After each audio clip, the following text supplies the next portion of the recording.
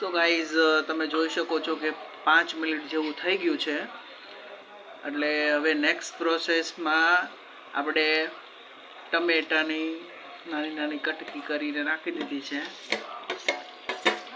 આદુ હવે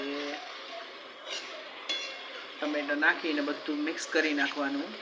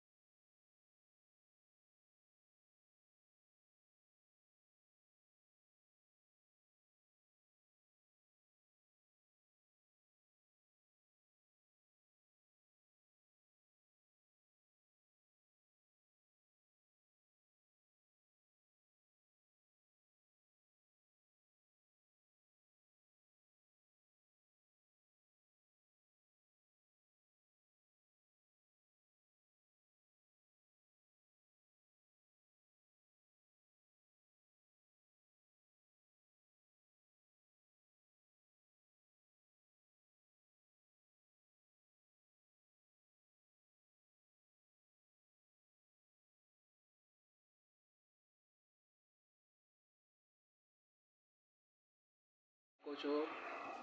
કે મિક્સ ચવાણું જેને પહેલેથી જ ખાણી દસ્તાના મદદથી ભૂક્કો કરી છે પહેલેથી બાફીને જ રાખી હતી તો હવે મસ્ત બધું પંચમુખી દાળ અને મસાલો બધું મસ્ત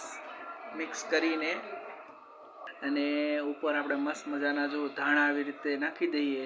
એટલે ભાઈ હવે તો મોઢામાં પાણી આવે છે ફટાફટ અમને છે ને પીરસી દો એટલે અમે જમવાનું મસ્ત ચાલુ કરીએ અને જો આવી રીતે મસ્ત એકવાર હલાવી નાખવાનું તો આપણી પંચમુખી દાળ તૈયાર છે આ પ્રોસેસથી મિત્રો તમે છે ને એકવાર બનાવીને જરૂર કહેજો કે તમને કેવી લાગી અને કમેન્ટ કરજો કે તમે આ દાળ બનાવી અને તમને કેવી લાગી